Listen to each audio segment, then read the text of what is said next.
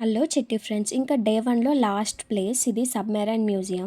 ఇంకా కొంచెం ఎనర్జీ కోసం ఈ చాట్ తిన్నాము. అప్పుడే సడన్గా ఒక ఏరోప్లేన్ కనిపించింది. కొంచెం డిస్టెన్స్ వరకు క్లియర్గా కనిపించింది, బట్ స్లోలీ క్లౌడ్స్లోకి వెళ్ళిపోయింది. వైజాగ్ వచ్చినప్పుడు డెఫినెట్లీ విజిట్ చేయాల్సిన ప్లేసెస్లో ఈ సబ్మెరైన్ మ్యూజియం కూడా ఒకటి. బయట నుంచి చూస్తే ఒక నార్మల్ సబ్మెరైన్లా కనిపిస్తుంది, కానీ దీని లోపలికి వెళ్ళాక సబ్మెరైన్లో లైఫ్ ఎలా ఉంటుందో చాలా ఇంట్రెస్టింగ్గా అనిపించింది. ఇది ఐఎన్ఎస్ కురుసరా, ఇండియన్ నేవీలో సర్వీస్ చేసిన రియల్ సబ్మెరైన్ అంట. కొన్ని సంవత్సరాలు నేవీకి సర్వీస్ ఇచ్చిన తర్వాత దీనిని మ్యూజియంగా కన్వర్ట్ చేసి ఆర్కే బీచ్ దగ్గర ప్లేస్ చేశారు. ఇక్కడ చూసిన మెషిన్స్, వైర్స్, పైప్స్, ఇందులో స్పేస్ కూడా చాలా నారోగా, లిమిటెడ్గానే ఉంది. ఇవన్నీ చూస్తుంటే ఈ పైప్స్, వైర్స్ మధ్యలో అసలు ఎలా వర్క్ చేశారు వాళ్ళు? ఈ చిన్న స్పేస్లో టుగెదర్గా వర్క్ చేయడం కూడా కొంచెం ఛాలెంజింగ్గానే అనిపించింది. ఇది చూసారా, ఇది వాళ్ళు వాడుకునే వాష్ స్పేస్ అంట.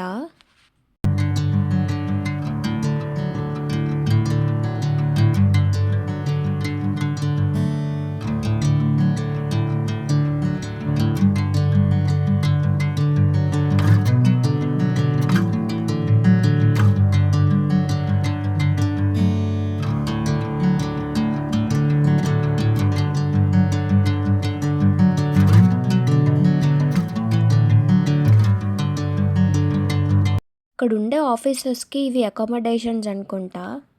అండ్ వాళ్ళు పడుకునే దగ్గర కూడా ఏవో మెషిన్స్ కూడా కనిపిస్తున్నాయి.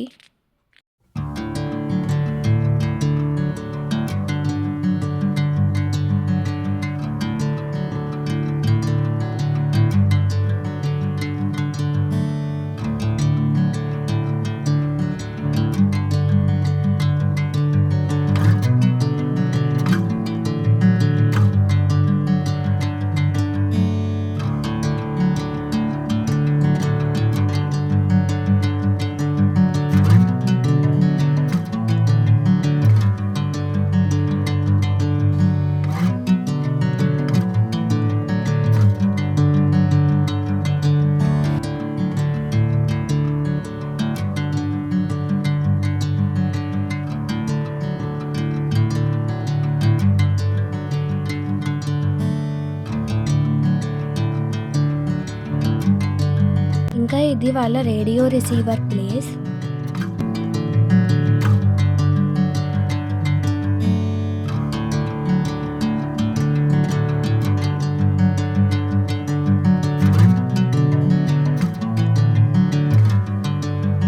ఇది వాళ్ళ కిచెన్ అనుకుంటా. పక్కన చూసారా, ఇడ్లీలు కూడా ఉన్నాయి.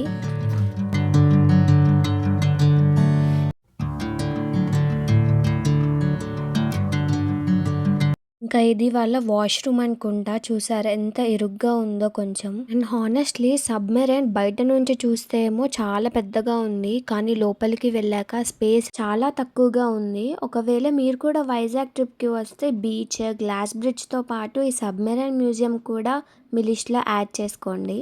నెక్స్ట్ వీడియోలో మేము డే 2 ఎక్కడికి వెళ్ళామో చూపిస్తాను. ఒకవేళ మీకు ఈ వీడియో నచ్చితే లైక్ చేయండి, సబ్స్క్రైబ్ చేసుకోండి. Okay, bye.